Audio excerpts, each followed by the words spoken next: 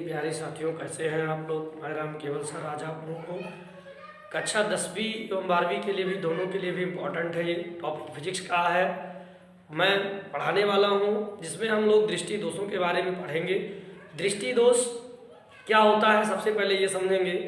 जो मानव नेत्र है, जिससे हम लोग वस्तुओं को देखते हैं, जब वस्तुओं को देखने में प्रॉब्लम होती है तो हम उसको दृष्टि दोष कहते हैं। वस्तु स्पष्ट ना दिखाई दे, पास की वस्तु स्पष्ट दिखाई ना दे, या दूर की वस्तु स्पष्ट दिखाई ना दे, तो हम लोग उसको दृष्टि दोष कहते हैं। लेकिन अगर पास की वस्तु स्पष्ट दिखाई दे और दूर की स्पष्ट दिखाई ना दे तो निकट दृष्टि दोष, मतलब नज़दीक देखने की दोष हो गई। नज़दीक तो दिख रही है लेकिन दूर नहीं दिख रही है।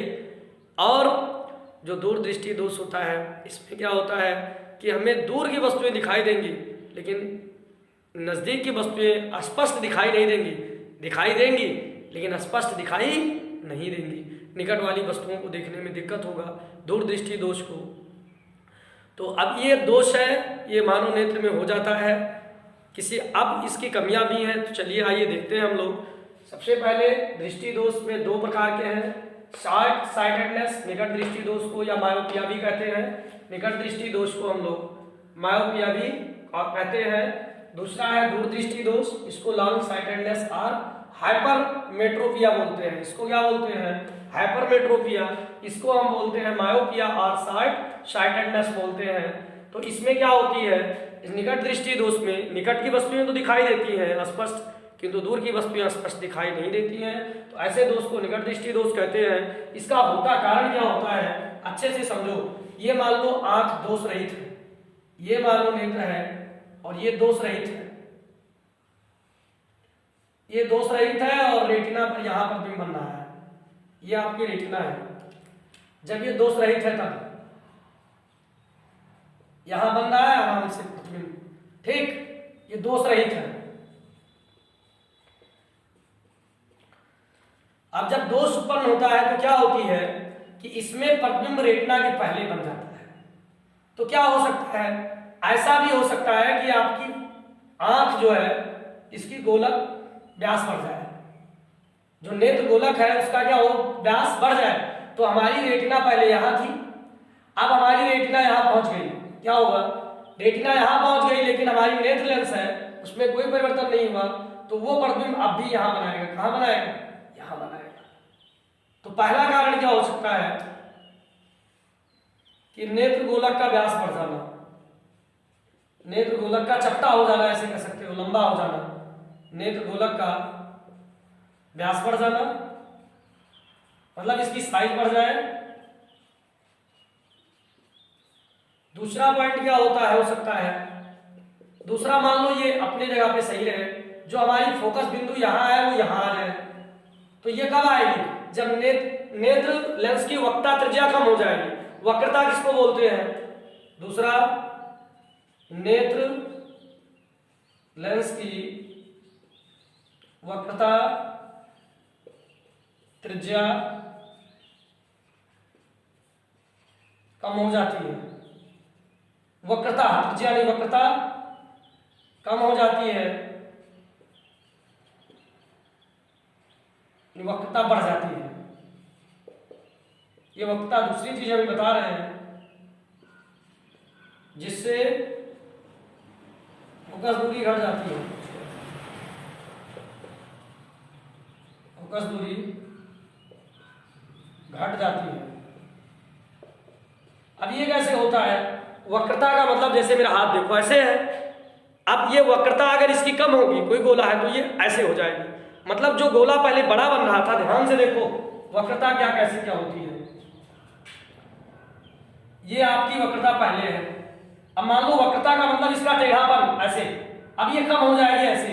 तो जब यहां बनाएंगे गोला तो इतना बड़ा बनेगा, लेकिन अगर वक्रता कम हो गई ऐसे तब गोला छोटा बनेगा, क्योंकि लेंस जो होता है वो किसी गोले का पार्ट होता है। देखो ध्यान से, लेंस वाले चैप्टर में हम लोगों ने पढ़ रखा है।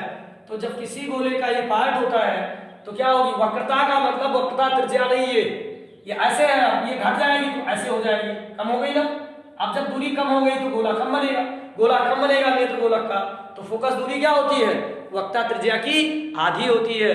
तो फोकस दूरी आध, भाई गोला बड़ा बनेगा तो आर बड़ा होगा, आर ज्यादा आएगा। गोला छोटा बनेगा, ये मान लो आर 10 है तो ये आर हो सकता है 2 सेंटीमीटर हो। तो जब आर 2 सेंटीमीटर है, आर 10 सेंटीमीटर है या बराबर r/2 होता है तो यहाँ 2 को 2 से भाग करेंगे, 1 आएगा 1 सेमी और ये 5 सेमी।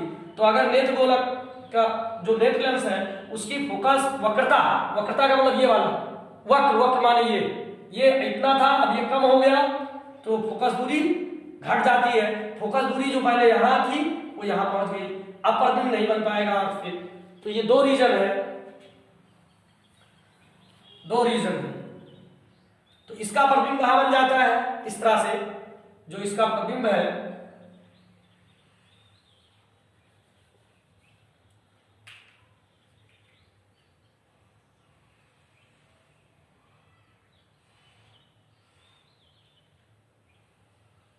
ये 2 से पीड़ित है, प्रतिबिंब कहां बन जाता है इसमें, जो प्रतिबिंब है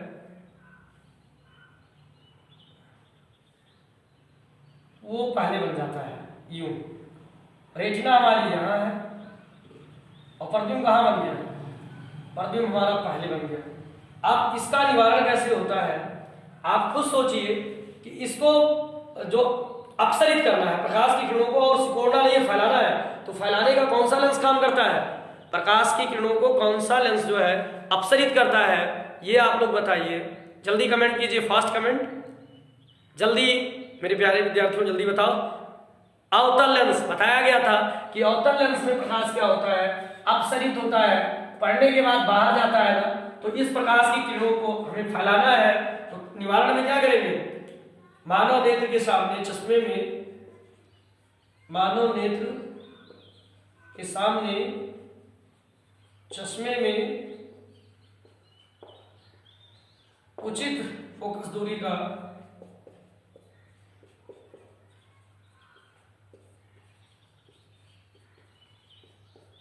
अवतल लेंस प्रयोग करते हैं। प्रयोग कैसे होता है ये देखो ध्यान से, ये समझो ये मानव नेत्र है, ये लेंस है,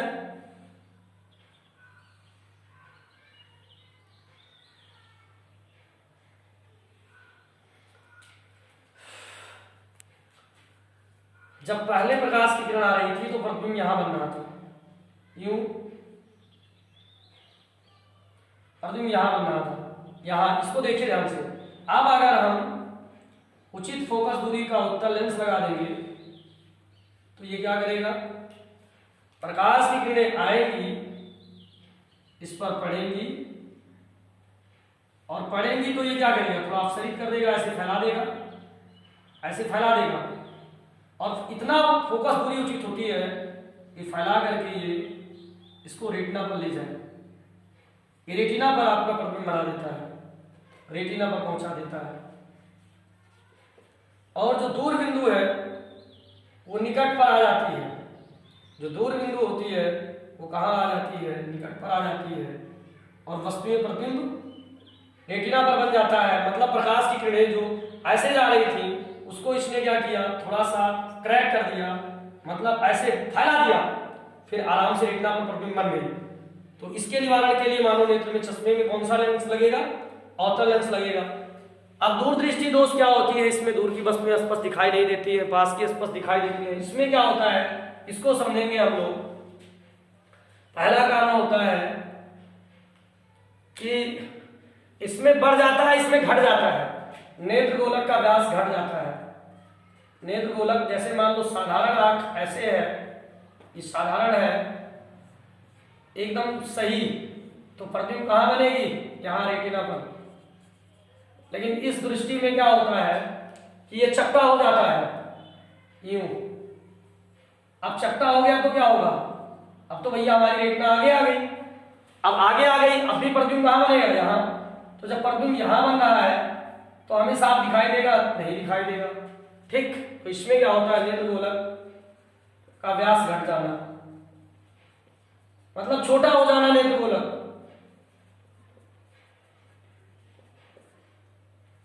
दूसरा क्या है, वक्रता घट जाती है, नेत्र लेंस की वक्रता का घट जाना, नेत्र लेंस की वक्रता का घट जाना, वक्रता का घट जाना, जिससे फोकस दूरी बढ़ जाती है।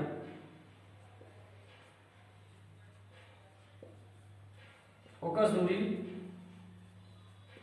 बढ़ जाती है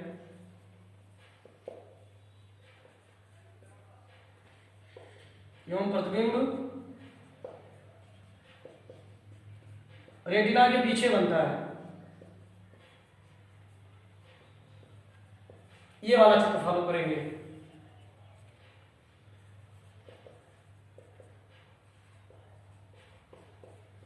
इसका निवारण कैसे करते हैं? मानव नेत्र के सामने चश्मे में इसमें प्रकाश की किरणों को क्या करना है भाई, पीछे जा रहा है तो उसको सिकोड़ना है, तो सिकोड़ने का काम, अभिसरित करने का काम उत्तल लेंस करता है। चश्मे में उत्तल लेंस का प्रयोग किया जाता है।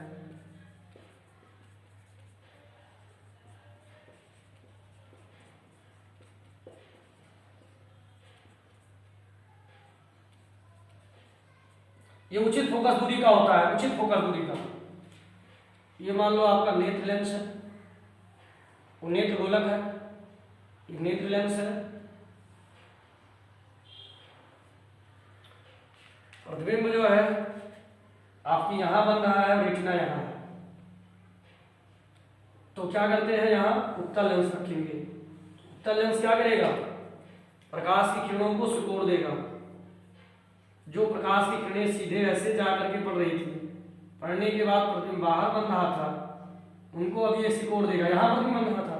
लेकिन अब जब हमने लेंस लगा दिया है तो लेंस के बाद ये जब वहाँ नहीं जाएगा, ऐसे जाएगा और ये ऐसे जाएगा, और यहाँ से अपवर्तन होने के बाद ये प्रतिबिंब रेटिना पर बन जाएगी, रेटिना।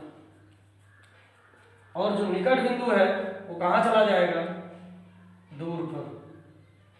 निकट बिंदु कहाँ चला जाएगा, दूर पर, और वस्तुएं स्पष्ट दिखाई देंगी। मेरा वीडियो कैसा लगा मेरे प्यारे दोस्तों, लाइक और सब्सक्राइब जरूर करना और अन्य ग्रुपों में भी भेज देना।